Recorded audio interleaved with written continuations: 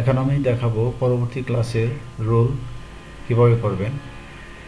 তো প্রথমে ফলাফল তৈরি করবেন। ফলাফল তৈরি করার পর যাদের নাম্বার উলটপালট হয়েছে বা ভুল হয়েছে তাদের কমপ্লেন শেষ হওয়ার পর অর্থাৎ কারেকশান করার পর আমাদের যে কারেকশন ফাইলটা থাকবে এটা থেকে আমরা এই ফাইল থেকে আমরা পরবর্তী ক্লাসের রুল করে নেব।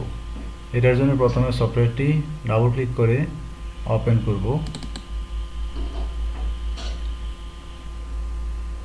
এবার 3 নম্বরে যাব। 3 নম্বরে সকল প্রকার আউটপুট এখানে যাব। যাওয়ার পর আমরা এখানে মেরিট ওয়াইজ অর্থাৎ মেরিট অ্যাপোর এটা থেকে আমরা ওয়ার্ড ফাইল করে নেব। ওয়ার্ড নিলাম। এখানে প্রয়োজনীয় তারিখ দিতে পারি, আজকের তারিখ আমি দিলাম 2/12। ওকে দিলাম।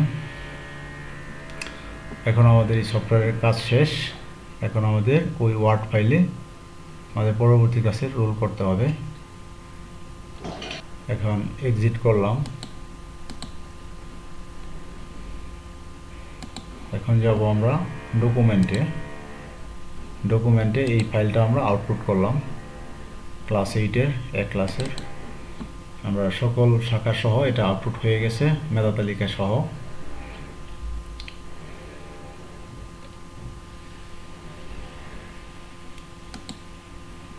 এখানে আমাদের মেধা তালিকা হয়ে আছে। এখানে দেখেন পাশগুলি আগে দিয়েছে, তারপর ফেল, এক বিষয় ফেল, 2 বিষয় ফেল।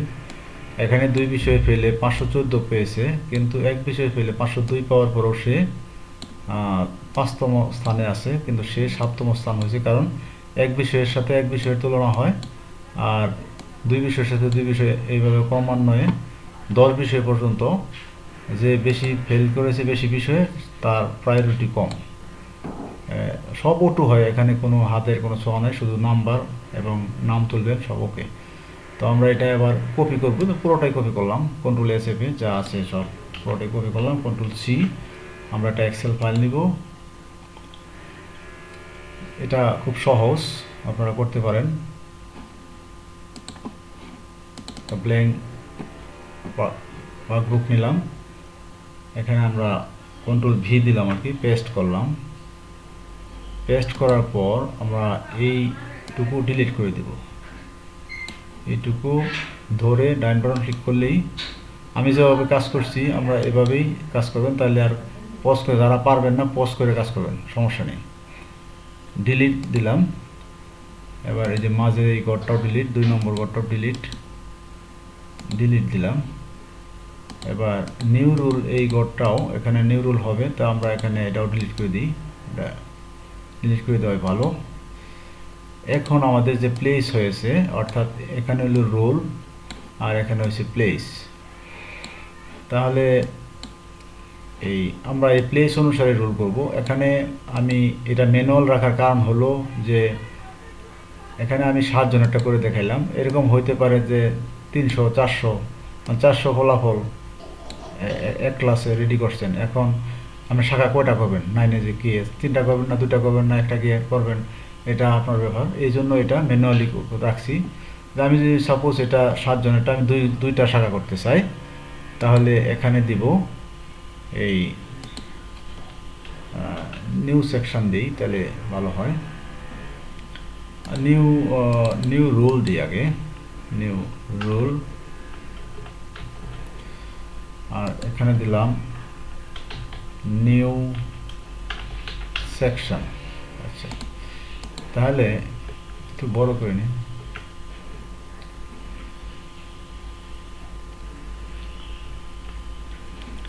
এই লাইনটা একটু বড় করে নিই, তাহলে ভালো হয়। এখানে আমরা 14 দিলাম। জায়গাটা নিয়ে নিই। তাহলে নিউ রুল দিলাম 1, 2।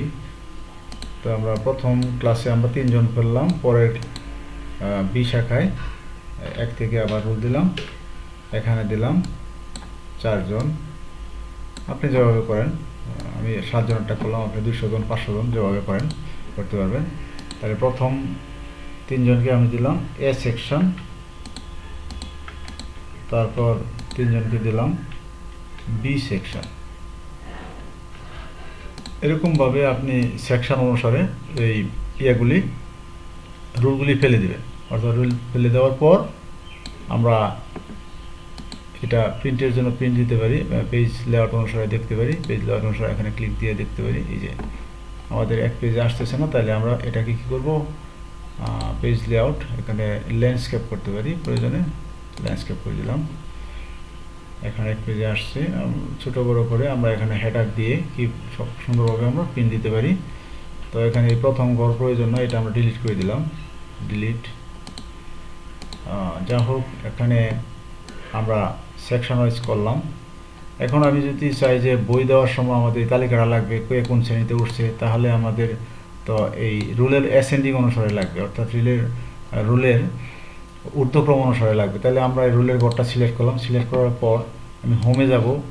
হোমে যাওয়ার পর এখানে ওই শর্ট অ্যান্ড ফিল্টারে যেয়ে আমরা A to Z দিব, অর্থাৎ ছোটো থেকে বড় অনুসারে রুল সেজে থাকবে। তাহলে এরকম এখানে যা আছে তাই দিব, ওকে দিব, শর্ট দিব। এই এখন দেখেন রুল 1 কী হয়েছে, এই 20 আকার 1 হয়েছে, আর 2 হয়েছে 20 আকার 3, 3 হয়েছে আগের 3 হয়েছে এস আকার 3 হয়েছে এই এস আকার 1। তো এরকমভাবে আপনি দেখতে পারতেছেন। এরকমভাবে যেহেতু 7টা হয়েছে, আপনার যদি এখানে 700 থাকে হবে এই সিস্টেমে।